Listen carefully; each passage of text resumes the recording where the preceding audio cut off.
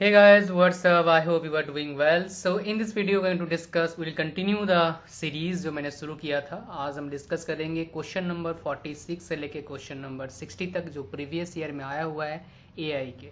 Before starting let me tell you, हमने अपना test series launch कर दिया. Already lot of students writing the test series. तो 40 plus हम टेस्ट सीरीज आपको दे रहे हैं जो मोस्ट एफोर्डेबल है. फिलहाल मार्केट इतने टेस्ट सीरीज प्रोवाइडर है उनसे, और जो टेस्ट सीरीज बना रहे हैं already number of exams crack कर चुके हैं. राइट, सो इसको आप अवेलेबल करवा सकते हैं. लिंक कहाँ मिल जाएगा बाय करने के लिए? डिस्क्रिप्शन में और फर्स्ट कमेंट में. अब चलते हैं क्वेश्चन की ओर. एक एक क्वेश्चन को समझेंगे क्या कहानी है क्वेश्चन के पीछे और सॉल्व करेंगे. तो पहला क्वेश्चन हमारे पास क्या है, अगर आप टेक्निकली बोलेंगे 46 नंबर क्वेश्चन हमारे पास क्या है. Soft magnetic materials like iron and its alloys are used in the manufacture of. किस में हम यूज़ करते हैं? चार हमारे पास ऑप्शन है.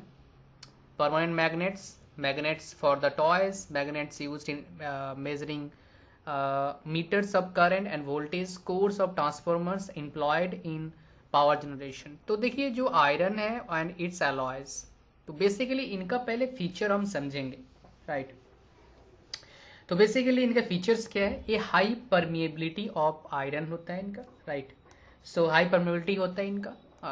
मतलब परमिबिलिटी जो होता है वो हमारे इलेक्ट्रिसिटी में काफ़ी इंपॉर्टेंट रोल है इसका. अगर आप थोड़ा इन डेप्थ पढ़ेंगे तो आपको पता लगेगा. इलेक्ट्रोस्टैटिक में भी है. राइट, ये चीज़ें हम पढ़ते हैं. सो आयरन का जो परमिबिलिटी होता है वो हाई होता है, पहला. दूसरा फीचर क्या है, जो हिस्टेरेसिस लॉस होता है आयरन में बहुत कम होता है. इसलिए जो आयरन है इसको हम यूज़ करते हैं कोर, कंस्ट्रक्शन ऑफ कोर को कंस्ट्रक्ट करने के लिए. किस में? इलेक्ट्रिक मशीन, ट्रांसफार्मर, इनमें. तो हमारे पास ऑप्शन क्या आ जाएगा? Option number 4 is the correct answer for this question. Question number 46. In an inertial frame a free particle. Inertial frame में फ्री पार्टिकल का क्या हिसाब किताब रहता है हमें देखना होता है. तो जो इनर्शियल फ्रेम होता है, राइट, उसमें फ्री पार्टिकल किस कंडीशन में रहता है? एक्सेलेरेट कर रहा है, डीएक्सेलेरेट कर रहा है, moves with uniform velocity at rest हो रहा है, या फिर इज इधर एक्सेलेरेटेड और डीएक्सेलेरेटेड. बेसिकली जो इनर्शियल फ्रेम में फ्री पार्टिकल होता है या तो यूनिफॉर्म वेलोसिटी से मूव करता है या फिर रेस्ट में रहता है. राइट, ये बेसिकली इसका फीचर होता है. किसका होता है फीचर? इनर्शियल फ्रेम का. राइट, और यहाँ पर और एक चीज़ मिसिंग है, आपको बता दूँ. स्ट्रेट लाइन में मूव करता है, यहाँ पर नहीं बताया गया है. Straight line. राइट, अगर आप इसको सेंटेंस को पूरा करेंगे तो हम ऐसे बोल सकते हैं, free particle in a straight line with uniform velocity. We can say like this. 48 number question काफी अच्छा क्वेश्चन है. When a beam of uniform नहीं है, when a beam of ordinary light is pass through a calcite crystal. ये काफी important है, बताऊंगा. The light splits into O ray and E ray inside the crystal. Which of the following statement is true? तो पहले हम बात करते हैं जो बीम ऑफ ऑर्डिनरी लाइट, मतलब एक बीम आ रहा है लाइट का, अब कहाँ पड़ रहा है? पास थ्रू, मतलब पास हो रहा है एक क्रिस्टल से. एक क्रिस्टल कैल्साइट क्रिस्टल है, एक तरह का बोल सकते हो इसको क्वार्च बोल सकते हो. QUARTZ, क्वार्च बोल सकते हो. TZ, क्वार्च बोल सकते हैं इसको. जब भी इससे पास करते हैं तो क्या होता है, इसमें दो लाइट में ये क्या होते हैं? स्प्लिट होते हैं. टू लाइट्स में स्प्लिट होते हैं, मतलब टू बीम्स में स्प्लिट होते हैं बोल सकते हो. लाइट नहीं बोलना चाहिए, बीम बोलेंगे. तो वन क्या करता है? स्नेल्स लॉ को ओबे करता है. ये स्नेल्स लॉ काफी इंपॉर्टेंट है, एक बार पढ़ लीजिएगा. ऑप्टिक्स का काफी इंपॉर्टेंट लॉ है. और दूसरा उसमें क्या, जो स्नेल्स लॉ को ओबे करता है वो क्या करता है बेसिकली, उसको हम क्या बोलते हैं? ई रे बोलते हैं. इसको हम ऐसे बोल सकते हैं, एक्स्ट्रा ऑर्डिनरी रे. और एक क्या होता है, सॉरी मैं गलत बताया थोड़ा सा. जो स्नेल्स लॉ को ओबे करता है उसको हम ओरे बोलेंगे, उसको हम क्या बोलेंगे? ऑर्डिनरी रे बोलेंगे. और एक जो बीम है, suppose that this law is obeying Snell's law, और एक जो आपका बीम है वो स्नेल्स लॉ को ओबे नहीं करता है, उसको हम क्या बोलते हैं? ई रे बोलते हैं. और ई रे मतलब क्या हो गया? एक्स्ट्रा ऑर्डिनरी रे. राइट, एंड ये दोनों जो रे होते हैं वो क्या होते हैं? म्यूचुअली परपेंडिकुलर होता है. ऑर्थोगोनल है, मतलब परपेंडिकुलर बोल सकते हैं. काफी जगह पर ऑर्थोगोनल भी देखा होगा आपने. ऐसे हो गए 90 डिग्री होगा, इनके पीछे आएंगे. राइट, और यहाँ पर बेसिकली क्या होता है, यहाँ पर पोलराइजेशन होता है. Right, both are polarised. और इसमें किसके वजह से पोलराइज्ड होता है? डबल रिफ्रैक्शन की वजह से होता है। इसमें बहुत सी चीजें देखो, रिफ्लेक्शन अलग है, रिफ्रैक्शन अलग है, डाइफ्रैक्शन अलग होता है, स्कैटरिंग अलग होता है। ये सारे टर्म्स को ध्यान दीजिएगा। तो ऑप्शन डी, ऑप्शन 4 क्या आ जाएगा? इसका करेक्ट आंसर आ जाएगा। क्वेश्चन नंबर 49 क्या बताया गया? Two lines A and B of X-ray beam give first order reflection maximum at a glancing angle of 30 degree and the third order reflection maximum at an angle of 60 degree respectively from the face of the same crystal. If the wavelength of line B is 0.098 nanometer, then wavelength of line A will be. A का wavelength क्या होगा हमें निकालना है। ये question, इससे related question already मैं करवा चुका हूं आपको इस सीरीज में, लेकिन फिर से हम बात करेंगे। एक हमारे पास लॉ होता है Bragg's law, BRAGG, Bragg's law. वो क्या बोलता है? 2D sin theta is equal to क्या होता है, if I am not wrong, n lambda. Right, so n यहाँ पर क्या बताया गया? जो थर्ड ऑर्डर है, फर्स्ट ऑर्डर है, सेकेंड ईयर, उसको n बोलते हैं, नंबर ऑफ ऑर्डर्स को n बोलते हैं। तो दो केसेस हमारे पास है, ए का है और एक क्या है? बी का है। तो ए केस को अगर हम यहाँ पर एक केस को लेते हैं, n breaks order line at a glance, and a का 30 डिग्री एंगल बताया गया है, राइट, और बी का एंड थर्ड जो हमारे पास है वो बी बताया गया कितना? 60। तो हम क्या करते हैं? ए को लेते हैं पहले। So let's take a. तो हम d इज इक्वल टू क्या लिख सकते हैं? d is equal to we can write n lambda upon 2 sine theta. Right, पहला केस हम ले रहे हैं, तो यहाँ पर हम पुट करेंगे क्या? जो हमारा b का है हम पहले पुट कर लेते हैं, फिर हम इधर वाले, अच्छा a का, b का हम हमारे पास सारा डेटा है, लैम्डा हमारे पास है, a का हमें निकालना है, तो b का हम पुट करते हैं वैल्यू यहाँ पर। तो अगर b का हम पुट करते हैं तो क्या आ जाएगा यहाँ पर? d इज इक्वल टू कितना आ जाएगा हमारे पास? Right, d is equal to, अगर हम कैलकुलेशन करते हैं, n is equal to b का n कितना आ जाएगा यहाँ पर?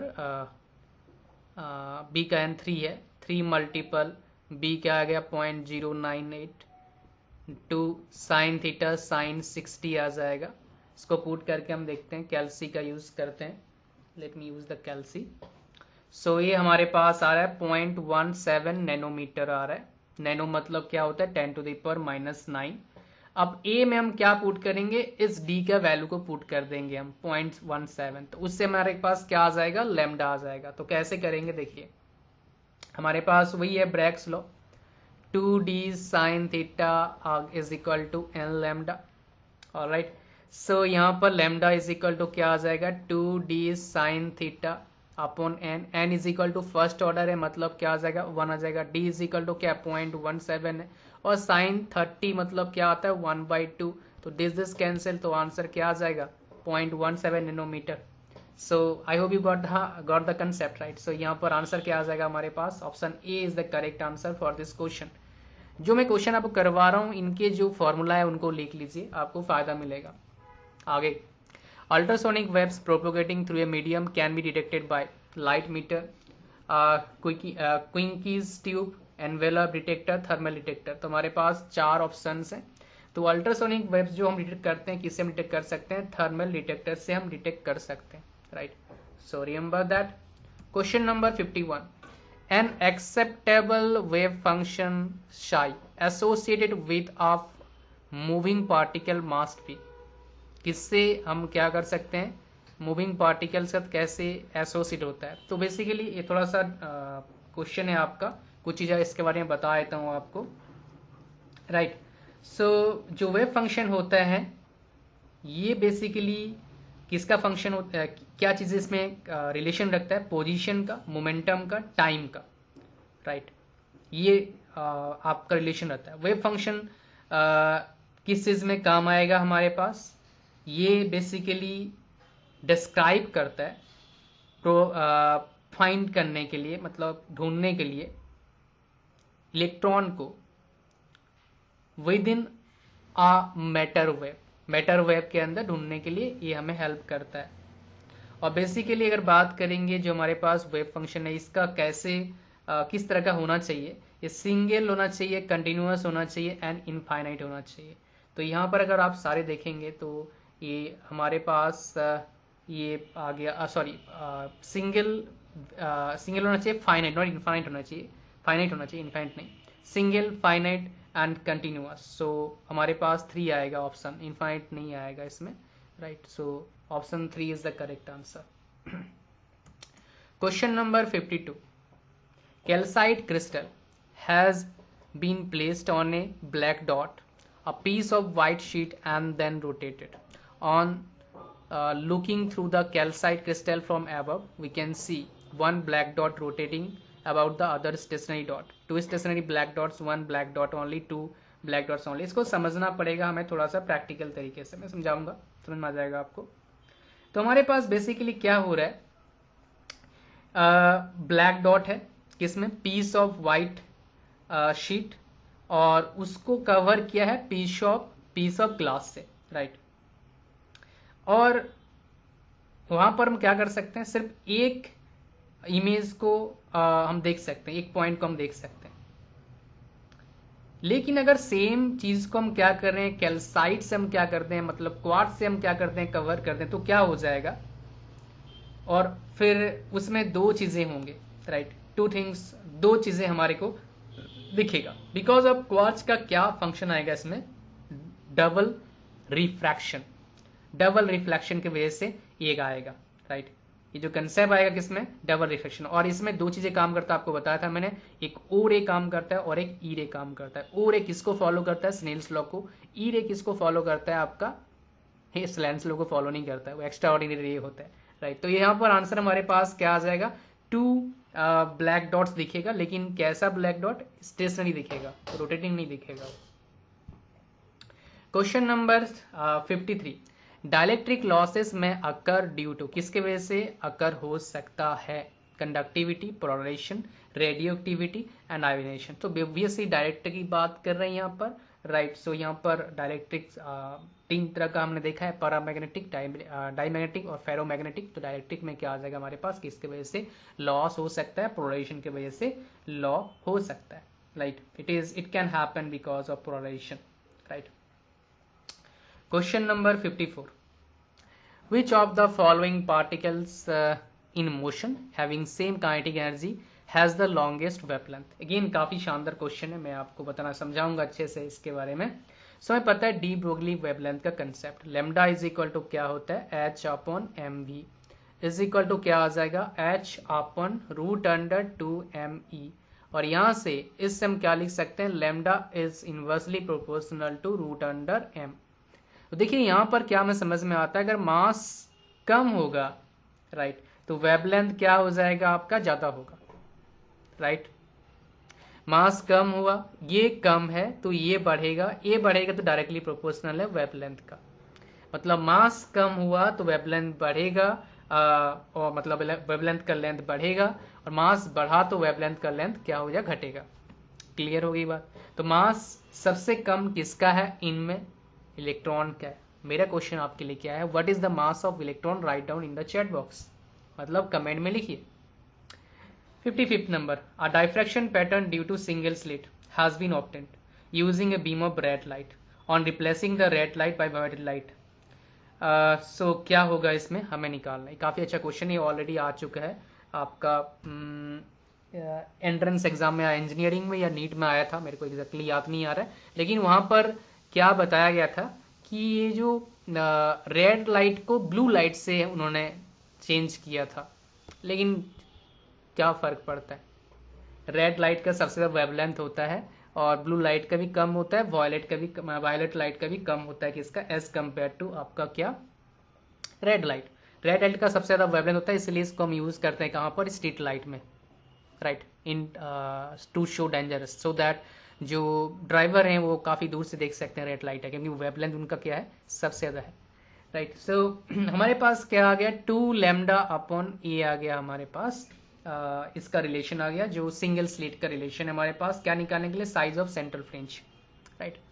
अब देखो सी बात है, अगर मान लो क्या है वेवलेंथ घटाएंगे तो जो हमारे पास साइज ऑफ सेंट्रल फ्रिंज है वो क्या हो जाएगा, घटेगा, नैरो होगा, राइट। और क्राउड टुगेदर एक साथ हो जाएगा, नैरो मतलब कि एक साथ हो जाएगा, चीपर मतलब एक साथ मिल जाएगा। तो आंसर क्या आ जाएगा हमारे पास, option 2 is the correct answer for this question. थोड़ा डाउट है इस क्वेश्चन में, but that's I think so it is the correct answer. Question number 56, the relative permeability of a material a is slightly more than unity while that of material B is slightly less than unity. Which of the following statements relating to the materials A and B is correct? कौन सा क्या है correct हमें देखना है। तो यहाँ पर दो चीजें बताऊंगा आपको, राइट। जो रिलेटिव परमिएबिलिटी है वो ग्रेटर देन 1 एक मेटेरियल के लिए होता है और लेस देन 1 एक मेटेरियल के होता है। अगर हमें पता लग जाए कौन सा है तो इजीली हम बोल सकते हैं, राइट। सो अगर आप बात करेंगे पैरामैग्नेटिक, वो क्या होता है, स्लाइटली मोर देन 1 होता है, थोड़ा ज्यादा होता है। डाईमैग्नेटिक क्या होता है आपका, स्लाइटली क्या होता है, स्लाइटली लेस देन 1 होता है। तो आंसर हमारे पास क्या आ जाएगा, option 4 is the correct answer for this question, right. Diamagnetic अलग चीज है और डाई इलेक्ट्रिक अलग चीज है, आपको बता दूं, राइट। मैंने आई थिंक तो कुछ बताया था लास्ट टाइम आपको उसमें। Dielectric, diamagnetic, dielectric और डाई इलेक्ट्रिक अलग चीज है, वो रिलेट करता है हमारा इंसुलेशन के साथ। और डाई मैग्नेटिक क्या होता है, मैग्नेटिज्म के साथ हमारा रिलेशन रखता है। 57 number question, which of the following phenomena can not convert ordinary unpolarised light to partially polarised और प्लेन पोलराइज्ड लाइट। तो देखिए इनमें जो ऑप्शन है हमारे पास, डायफ्रैक्शन से कभी भी पोलराइज्ड मिल नहीं सकता है। पोलराइजेशन किससे मिल सकता है, ट्रांसमिशन से, स्कैटरिंग से, डबल रिफ्लेक्शन से ही मिल सकता है और रिफ्लेक्शन से ही मिल सकता है, लेकिन डायफ्रैक्शन से कभी नहीं मिलेगा। इसको आप थोड़ा सा ध्यान दीजिएगा। डायफ्रैक्शन कंसेप्ट क्या है, वो प्रिज्म लगा देंगे तो डायफ्रैक्शन होता है। आपने 9th 10th क्लास में ही पढ़ा होगा, 9th में तो नहीं, ऑप्टिक्स 10th में है। In electromagnetic waves pointing vector representing the flow of electromagnetic energy per unit area per unit prime cross the boundary is represented by, किससे हम रिप्रेजेंट करते हैं। तो पॉइंटिंग वेक्टर का हमारे पास कंसेप्ट है, काफी इंपॉर्टेंट वेक्टर है, यहाँ से क्वेश्चन आया हुआ है पहले भी, E इंटू एच। तो हमारे पास E का मतलब क्या है, इलेक्ट्रिक फील्ड वेक्टर, H का मतलब क्या आ गया, magnetic fields auxiliary vector, right. तो हमारे पास E इंटू एच ऑप्शन क्या आ जाएगा हमारे पास, 4 is the correct answer for this question. Question number 59, an accelerated electric charge produces neither an electric field nor magnetic field। तो यहाँ पर कुछ चीजें बताऊंगा, लिख लीजिएगा। अगर चार्ज पार्टिकल है खाली तो क्या करता है, इलेक्ट्रिक फील्ड प्रोड्यूस करता है। अगर चार्ज पार्टिकल मूव कर रहा है तो क्या करेगा, आपका मैग्नेटिक फील्ड प्रोड्यूस करेगा। अगर चार्ज पार्टिकल एक्सेलरेट कर रहा है तो उसमें क्या होता है, इलेक्ट्रोमैग्नेटिक वेव्स होता है। इलेक्ट्रिक वेव्स में क्या होता है, दोनों चीजें होते हैं, इलेक्ट्रिक फील्ड भी होता है, मैग्नेटिक फील्ड भी होता है, right.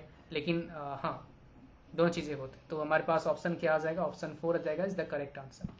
Question number 60, last question है, interference effects of are possible due to superposition of 2 और more waves in a certain region of space in case of, किस केस में पॉसिबल होता है। जैसे बताया था मैंने आपको थोड़ी देर पहले, राइट, कुछ चीज़ों के बारे में, पोलराइजेशन के बारे में, राइट। तो पोलराइजेशन जो आपका अकर्स होता है सिर्फ एक चीज़ में होता है, ट्रांसवर्स में होता है। लेकिन इंटरफेरेंस एंड डायफ्रैक्शन किस में होता है, लॉन्गिट्यूडनल भी हो सकता है और ट्रांसवर्स भी हो सकता है। तो यहाँ पर हमारे पास ऑप्शन क्या आ जाएगा, इंटरफेरेंस के बारे में बात करें तो बोथ लॉन्गिट्यूडनल ट्रांसवर्स, यानी कि option 1 is the correct answer for this question. तो इसी के साथ हमारा ए वाला पार्ट भी खत्म होता है। आगे हम बढ़ेंगे, आगे और भी क्वेश्चन आएगा आपके लिए। सो जो बताए थे हम आपको, you can buy the test series, link कहाँ मिल जाएगा बाय करने के लिए इस टेस्ट सीरीज का, डिस्क्रिप्शन में फर्स्ट कमेंट में। It's only 299 rupees and feature है, आपको पहले बता चुका हूँ, अगर आपने देखा नहीं तो देख सकते हैं। Thank you very much, God bless you all.